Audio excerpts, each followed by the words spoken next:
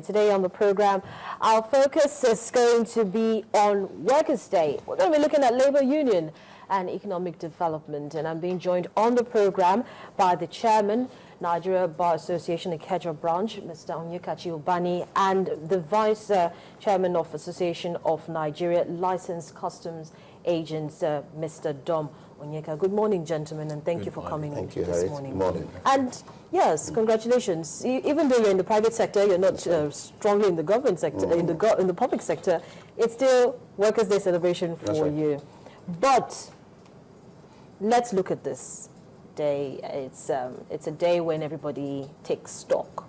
Every other day, everybody takes stock, but on this particular day, it's set aside to look at the social and economic achievements of a worker. Yes, But is this day still significant for Nigerian workers?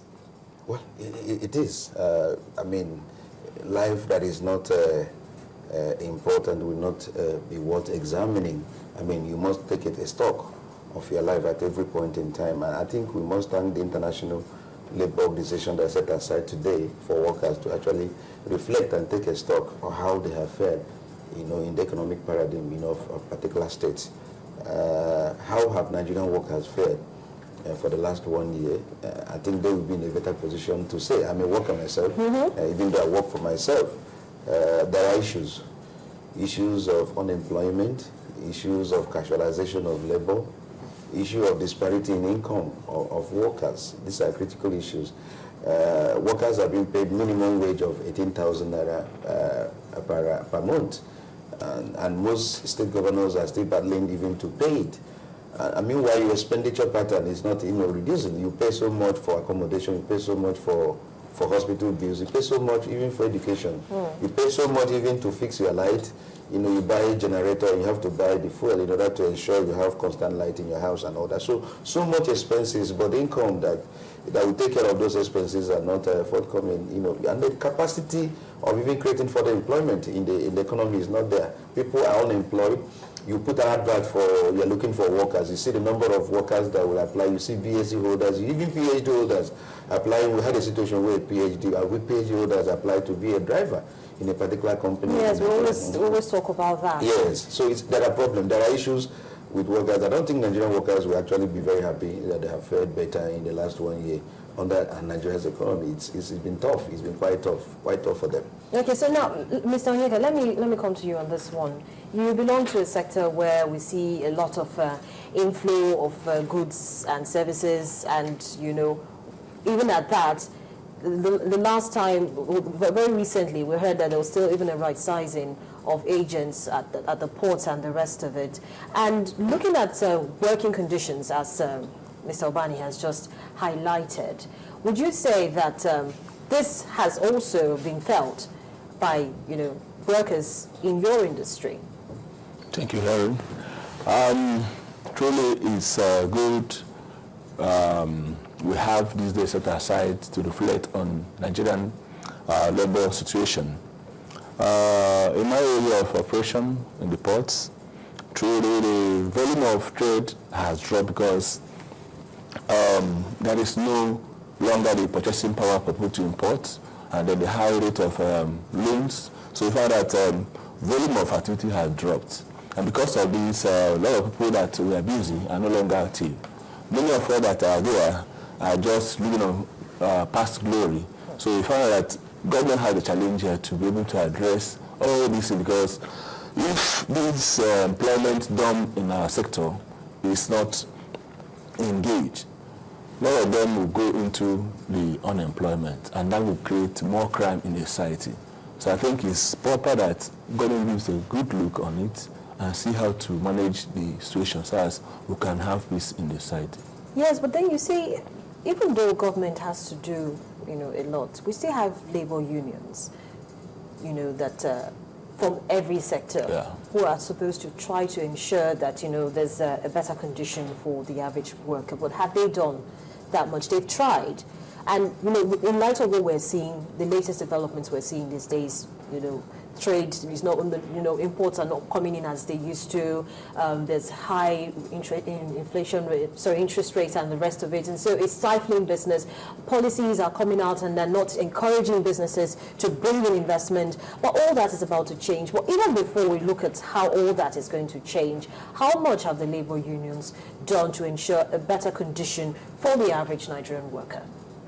If I will say my opinion here, I would think the current regime of this labor union is not very active because they have not been able to harness the problems, looked at problems of the laborers. Because a lot of situations find things not going the way it should go.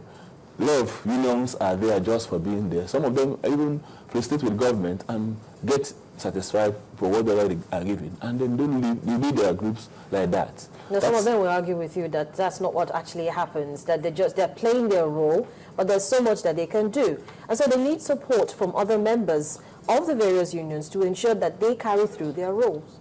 Yeah, taking an example from I'm one of the group leaders in my association.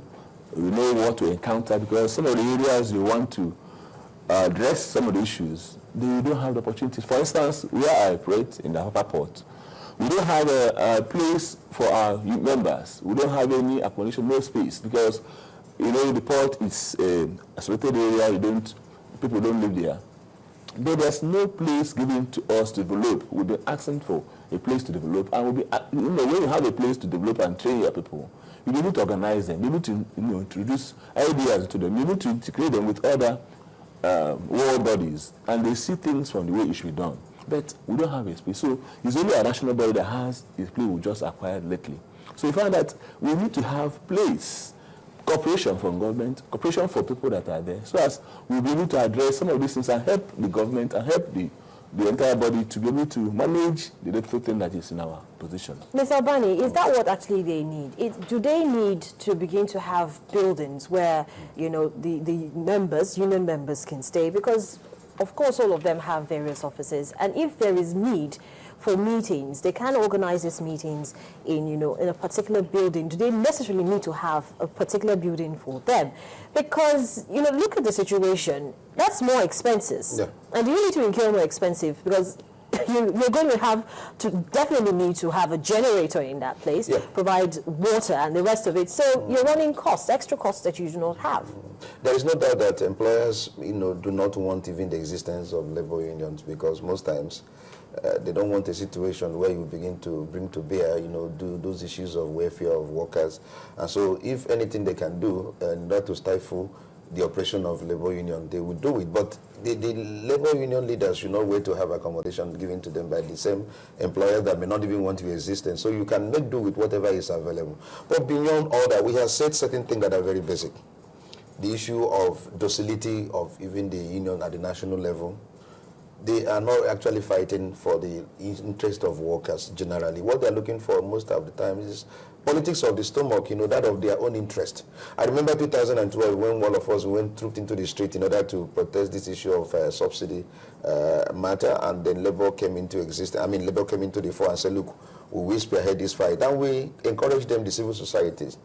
But at the last minute, they betrayed us, and caved in, under pressure of the government, even when most of us were still holding forth in Lagos and in Abuja, they entered into meeting and under threat, caved in. So the issue of interest of workers has not been been fought for by this present leadership of the labor union.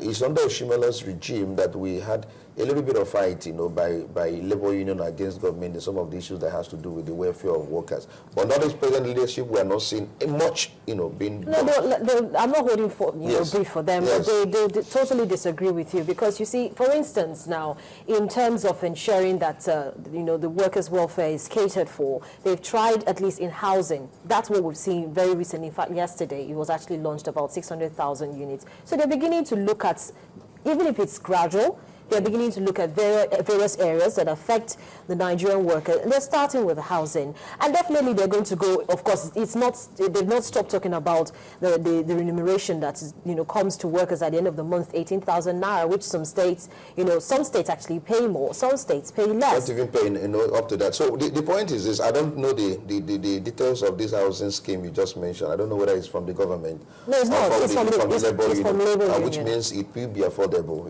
to the employees. I mean, workers. Which means that they're also not folding their hands and sitting down. My address that is a good news. But what we're saying is generally, in terms of fighting for the welfare of workers, that has to, especially when it has to do with the issue of salary.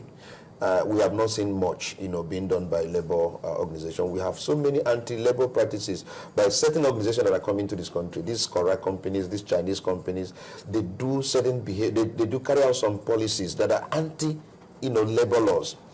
They don't, casualization of workers, issue of outsourcing of jobs, and they're not even engaging Nigerians in full-time employment that would guarantee some of those basic things. That in case you leave work tomorrow, in 10 years' time, you are assured of your pension or gratuity. So what they do is that they now map out policies that do not in any way make you a full-time worker. And so many anti-labor policies. Now we don't see, where labor organization nationally come in and say this must stop, and even picket these companies and say you must stop these anti-labor policies and all that. We have not seen much. Unlike under Oshimelo's regime when he was there, we're seeing action, and we've seen some level of improvement on workers' welfare. So I am not, indicting them generally. I'm very happy with what you said about the accommodation. I mean, the issue of housing scheme, very, very commendable if they have started something like that, because issue of accommodation is very basic.